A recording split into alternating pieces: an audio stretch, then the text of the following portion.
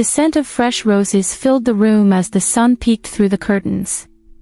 There, on the dining table, sat a steaming plate of golden pancakes, their edges crisp and inviting, with a glass of freshly squeezed orange juice beside them.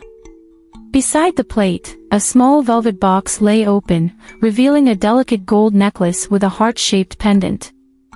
Zola sat in silence, her face bruised but her eyes as calm as a still river. Across from her, kneeling with a look of devotion, was her husband, Kwame. "I'm sorry," he whispered, his voice trembling. "You're my queen, Zola. I don't know what comes over me, but I promise I'll do better." Zola didn't say a word. She stared at him with a quiet intensity that made Kwame's hands tremble. He reached for her hand, but she pulled it away, gently, as though she were moving a fragile vase. The night before, their small, tin-roofed house had echoed with screams and the crashing of glass. Kwame had stumbled home reeking of cheap whiskey, his face contorted with anger over some imagined slight.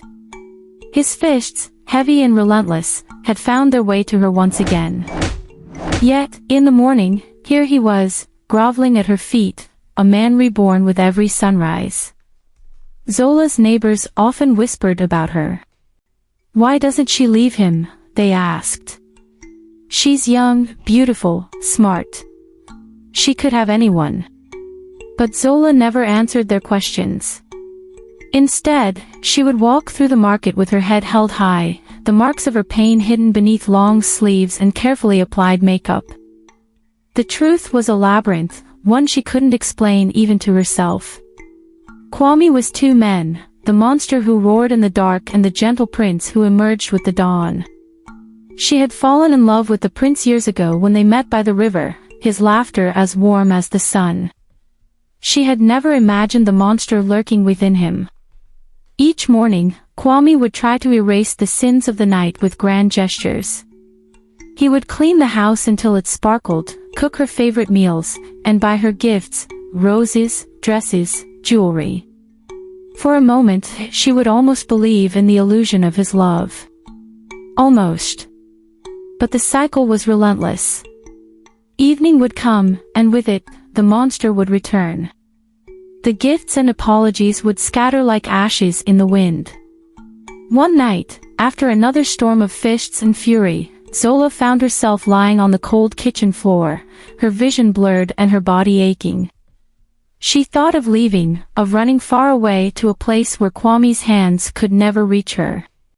But then she remembered the mornings, the tender smiles, the soft apologies, the man who called her his queen.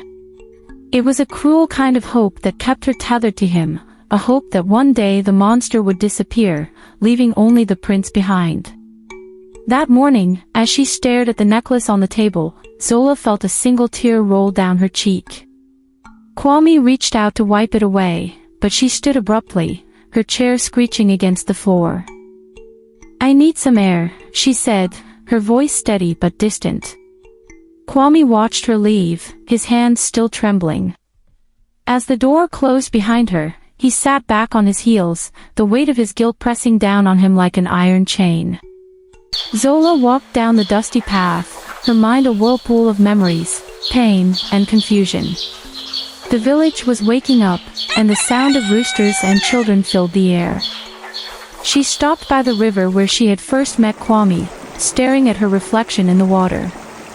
"Why do I stay?" she whispered to herself, her voice barely audible over the rustling leaves. The river didn't answer. It only reflected her bruised face, her tired eyes, and the faint glimmer of something she couldn't quite name.